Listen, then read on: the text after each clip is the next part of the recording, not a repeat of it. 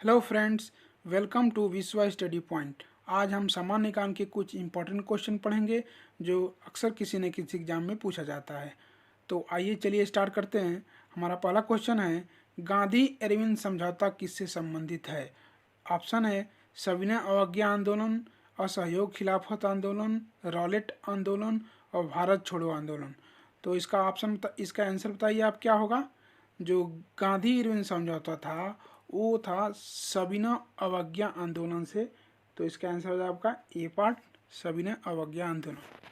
अगला क्वेश्चन है, देश बंधु की उपाधि किससे संबंधित है? बी आर अम्बेडकर से, बिपिन चंद्रपाल से, रविंद्रनाथ टैगोर से, चित्तरंजन दास से। तो जो देश बंधु हैं वो देश बंधु की उपाधि चित्तरंजन दास को मिली थी। इनका पूरा नाम है चित्तरंजन दास देश बंधु। तो इसका ऑप्शन हो जाएगा आपका डी पार्ट, चित्तरंजन दास। अगला क्वेश्चन है, SEZ का पूर्ण रूप या फुल फॉर्म क्या होता है? इसके ऑप्शन है special economic zone, small economic zone, service economic zone, इनमें से कोई नहीं। तो SEZ का जो फुल फॉर्म होता है वो होता है स्पेशल इकोनॉमिक जोन। ये जो होता है गवर्नमेंट के द्वारा प्रोवाइड किया जाता है। जो बड़ी बड़ी कंपनियां अपनी इसमें ऑफिस खोलते हैं, कंपनी लगाती हैं, जिससे कि जॉब क्रिएट होता है और लोगों को जॉब मिलता है। तो SEZ होता है ये होता है स्पेशल इकोनॉमिक जोन। इसका आंसर हो जाएगा आपका ये पार्ट। अगला क्वेश्चन है, WLL का अर्थ है? इसके ऑप्शन है without lever line, wireless in local loop, wireless in loop line, with in local line. तो WLL का जो अर्थ होता है या फुल फॉर्म होता है वो होता है वायरलेस इन लोकल लूप। तो इसके ऑप्शन हो जाएगा आपका क्या, B part, wireless in local loop. अगला क्वेश्चन देखते हैं, जय हिंद का नारा किसने दिया था? ये तो कॉमन क्वेश्चन है, ये सबको याद होता है। जय हिंद का नारा, इसके ऑप्शन है सुभाष चंद्र बोस, महात्मा गांधी ने, मोतीलाल नेहरू ने, इनमें से कोई नहीं। तो जय हिंद का नारा सुभाष चंद्र बोस जी ने दिया था। तो इसका ऑप्शन हो जाएगा आपका ए पार्ट, सुभाष चंद्र बोस। अगला क्वेश्चन है, किसने कहा था कि तुम मुझे खून दो मैं तुम्हें आज़ादी दूंगा? इसके ऑप्शन है भगत सिंह, चंद्रशेखर आज़ाद, अरविंद घोष, सुभाष चंद्र बोस। तो ये सर्वप्रथम कहा था सुभाष चंद्र बोस जी ने। तो इसका ऑप्शन हो जाएगा आपका डी पार्ट, सुभाष चंद्र बोस। अगला क्वेश्चन है, कायदे आजम किसे कहा जाता है या कायदा आजम किसको किसको उपनाम मिला हुआ है? तो इसके ऑप्शन है मोहम्मद अली जिन्ना, जवाहरलाल नेहरू, भगत सिंह, महात्मा गांधी। तो ये तो कॉमन क्वेश्चन है। कायदे आजम जो उपनाम है वो मोहम्मद अली जिन्ना को मिला था। इसका आंसर हो जाएगा आपका ए पार्ट, मोहम्मद अली जिन्ना। चौरी चौरा नामक प्रसिद्ध स्थान कहाँ स्थित है? गोरखपुर में, आगरा में, इलाहाबाद में और लखनऊ में। तो जो चौरी चौरी नामक स्थान है जहाँ चौरा चौरी कांड हुआ था वो स्वतंत्रता के समय, वो गोरखपुर में स्थित है, यूपी के। इसलिए इसका ऑप्शन हो जाएगा आपका गोरखपुर, जो उत्तर प्रदेश में पड़ता है। ए पार्ट इसका आंसर हो गया। अगला क्वेश्चन है, who lives if India dies? किसकी उक्ति है? ये किसने कहा था? जवाहरलाल नेहरू ने, महात्मा गांधी ने, भगत सिंह ने, इनमें से कोई नहीं। तो इस वाक्य को जवाहरलाल नेहरू ने कहा था, who lives if India dies. तो इसका ऑप्शन हो जाएगा आपका, आंसर हो जाएगा आपका ए पार्ट। पंजाबी भाषा किस लिपि में लिखी जाती है? पंजाबी भाषा जिस लिपि में लिखी जाती है उस लिपि का क्या नाम है? इसका ऑप्शन है देवनागरी लिपि, सिंधी लिपि, गुरमुखी लिपि और इनमें से कोई नहीं। तो जो पंजाबी भाषा है उसको हम गुरमुखी लिपि में लिखते हैं। तो इसका ऑप्शन हो जाएगा आपका सी पार्ट। अगला क्वेश्चन है, किस लिपि को सभी लिपियों का जन्मदाता कहा जाता है? किस लिपि को मदर ऑफ ऑल लिपि कहा जाता है? सभी लिपियों का जन्मदाता कहा जाता है। खरगोष्ठी ऑप्शन है इसके, खरगोष्ठी, ब्राह्मी, मोडी और नागरी। तो इसका ऑप्शन हो जाएगा आपका ब्राह्मी। जो ब्राह्मी लिपि है इसको सभी लिपियों का जन्मदाता कहा जाता है। इसका आंसर हो जाएगा आपका बी पार्ट। अगला क्वेश्चन है, किस काल की लिपि को चित्रकार लिपि कहा जाता है? इसके ऑप्शन है सिंधु काल, वैदिक काल, गुप्त काल, मौर्य काल। तो किस काल की लिपि को चित्रकार लिपि कहा जाता था? तो सिंधु काल की जो लिपि थी उसको हम लोग चित्रकार लिपि कहते थे, क्योंकि सिंधु काल के समय में अधिकांश जो लिखने की बातें होती थी वो चित्र के माध्यम से लिखा जाता था। तो इसका ऑप्शन हो जाएगा आपका सिंधु काल, ए पार्ट। अगला क्वेश्चन है 2021 की जनगणना के अनुसार भारत में तीसरी सबसे अधिक बोली जाने वाली भाषा कौन सी है? 2011 की जनगणना के अनुसार भारत में तीसरी सर्वाधिक बोली जाने वाली भाषा कौन सी है? ऑप्शन है तेलुगु है, बांग्ला है, मराठी है, तमिल है। तो 2021 के अनुसार जो मराठी भाषा है वो तीसरी सबसे ज़्यादा बोलने जाने वाली भाषा है। तो इसका ऑप्शन हो जाएगा आपका सी पार्ट, मराठी। और इसका जो दो क्वेश्चन और बनते हैं कि भारत में सबसे ज़्यादा बोले जाने वाली भाषा कौन सी है? तो पहले नंबर पर हमारा हिंदी है। और दूसरे नंबर पर क्या है? दूसरे नंबर पर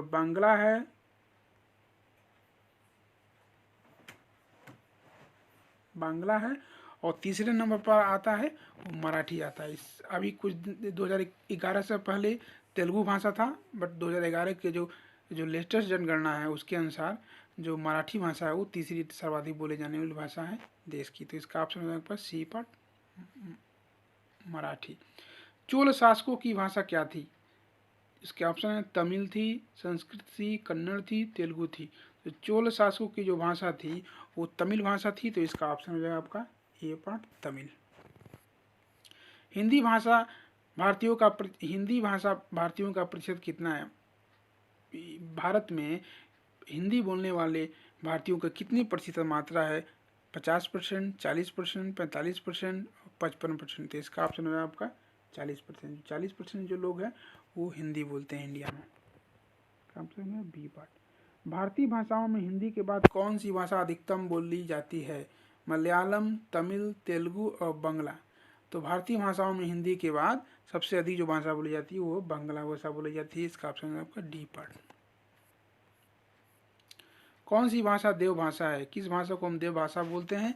हिंदी को, खड़ी भाषा को, संस्कृत को, पाली को। तो जो देव भाषा है वो हम संस्कृत की भाषा को देव भाषा बोलते हैं। इसका ऑप्शन है आपका सी पार्ट। भारत का प्राचीन भाषा है संस्कृत है, हिंदी है, पाली है, प्रकृति है। तो भारत का जो प्राचीन भाषा है वो है संस्कृत भाषा। इसका ऑप्शन है आपका ए पार्ट, संस्कृत। केंद्रीय भारतीय भाषा संस्थान कहाँ स्थित है? केंद्रीय भारतीय भाषा संस्थान कहाँ पर स्थित है? ऑप्शन है मैसूर, हैदराबाद, वाराणसी, उज्जैन। तो जी केंद्रीय भारतीय शाखा संस्थान है वो है मैसूर में स्थित। इसका ऑप्शन हो जाएगा आपका ए पार्ट, जो कर्नाटक में पड़ता है। राष्ट्रीय साक्षरता मिशन की शुरुआत कब हुई थी? इंपॉर्टेंट क्वेश्चन है, ये अक्सर पूछता है, वेरी वेरी इंपॉर्टेंट क्वेश्चन है। तो इसका ऑप्शन है 1900 ईस्वी में, 1988 ईस्वी में, 1999 ईस्वी में, इनमें से कोई नहीं। तो राष्ट्रीय साक्षरता मिशन की शुरुआत जो हुई थी वो हुई थी 1966 ईस्वी में। तो इसका ऑप्शन हो जाएगा आपका बी पार्ट, 1988, सॉरी। इसका ऑप्शन है 1988। इसका आंसर हो जाएगा आपका बी पार्ट, 1988 में राष्ट्रीय साक्षरता मिशन की शुरुआत हुई थी। नवोदय विद्यालय में दाखिला किस कक्षा में होता है? ये कॉमन क्वेश्चन है, अक्सर लोगों को मालूम रहता है। तो नवोदय इसका ऑप्शन है पहली कक्षा, 7वीं कक्षा, 6ठी कक्षा, 4थी कक्षा। तो नवोदय विद्यालय में दाखिला हमारी 6 क्लास से होता है। तो इसका ऑप्शन हो जाएगा सी पार्ट, 6, 6वीं। मुक्त विश्वविद्यालय की स्थापना सर्वप्रथम कहाँ हुई थी? मुक्त विद्यालय को हम ओपन यूनिवर्सिटी भी बोलते हैं। जो हमारा डिस्टेंस लर्निंग वाले जितने भी प्रोग्राम होते हैं, जितनी भी डिग्री होती है वो मुक्त विद्यालय से ली जाती हैं। तो सबसे पहले इनकी स्थापना कहाँ हुई थी? जर्मनी में, भारत में, इंग्लैंड में, इनमें से कोई नहीं। सबसे पहले इसकी स्थापना इंग्लैंड में हुई थी। इसका ऑप्शन होगा आपका सी पार्ट। इंदिरा गांधी राष्ट्रीय मुक्त विश्वविद्यालय की स्थापना कब हुई थी? इसको हम इग्नू भी बोलते हैं इंग्लिश में। उसकी स्थापना कब हुई थी? इसके ऑप्शन है 1982, 1985, 1987, 1989। जो इग्नू है या इंदिरा गांधी राष्ट्रीय मुक्त विश्वविद्यालय है उसकी स्थापना 1985 ईस्वी में हुई थी। इसका ऑप्शन हो जाएगा आपका बी पार्ट। ये अक्सर एग्जाम में पूछ जाता है, इंपॉर्टेंट क्वेश्चन है, इसको याद रखेंगे। इंदिरा गांधी राष्ट्रीय मुक्त विद्यालय का मुख्यालय कहाँ है? नई दिल्ली में, मुंबई में, इलाहाबाद में, कोलकाता में। तो जो इग्नू या इंदिरा गांधी राष्ट्रीय मुक्त विश्वविद्यालय है उसका मुख्यालय दिल्ली में है। तो इसका ऑप्शन है आपका ए पार्ट। फोर्ट विलियम कॉलेज कहाँ है? ये भी इम्पोर्टेंट क्वेश्चन है। फोर्ट विलियम कॉलेज कहाँ है? आगरा में, नई दिल्ली में, मुंबई में, कोलकाता में। तो इसका ऑप्शन हो जाएगा आपका कोलकाता। कोलकाता में है fort William college. D part इसका आंसर हो जाएगा। अगला क्वेश्चन है, निम्नलिखित में से किसने संस्कृत व्याकरण पर एक प्रसिद्ध शोध प्रबंध लिखा था? पतंजलि ने, पाणिनि ने, सुश्रुत ने, चाणक्य ने। तो इस पर जो लिखा था वो लिखा था पाणिनि ने। तो इसका आंसर हो जाएगा आपका बी पार्ट, पाणिनि। मुगल काल में किस भाषा को रख्ता कहा गया है? ये इंपॉर्टेंट क्वेश्चन है, अक्सर एग्जाम में पूछता है, तो इसको याद करेंगे हम।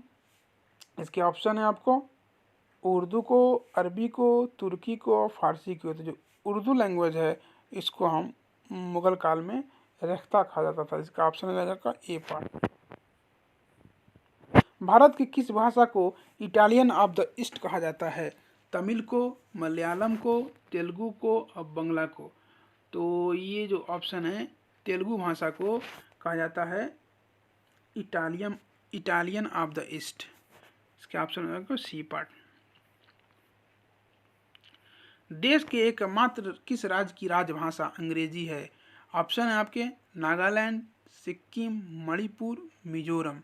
तो ये सब नॉर्थ ईस्ट के स्टेट हैं। तो नागालैंड जो स्टेट है उसकी जो राजभाषा है वो होती है इंग्लिश। इसका ऑप्शन हो जाएगा आपका ए पार्ट, इंग्लिश। नहीं, नागालैंड। ए पार्ट आप इसका आंसर हो जाएगा नागालैंड। नागालैंड की जो राजभाषा इंग्लिश है। विधायिका को किस प्रकार की सरकार में कार्यपालिका से अधिक प्राथमिकता मिलती है? संघीय सरकार में, संसदीय सरकार में, अधिकारवादी सरकार में और राष्ट्रपति सरकार में।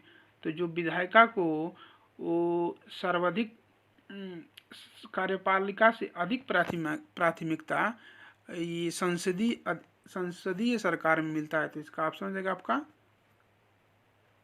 B part. इसका ऑप्शन हो जाएगा आपका बी पार्ट। आज के 30 क्वेश्चन थे और आज का लास्ट में आप लोगों के लिए एक क्वेश्चन है। इसका आंसर आप लोगों को कमेंट बॉक्स में देना है।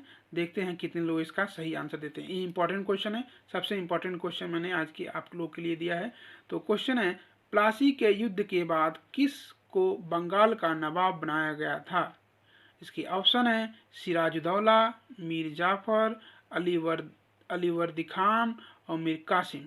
इसका आंसर आप लोगों को देना है। आप लोगों के लिए टेस्ट है, कमेंट बॉक्स में हमें कमेंट करना है कि इसका ऑप्शन क्या होगा। अगले वीडियो में मैं इसका आंसर आपको बताऊंगा।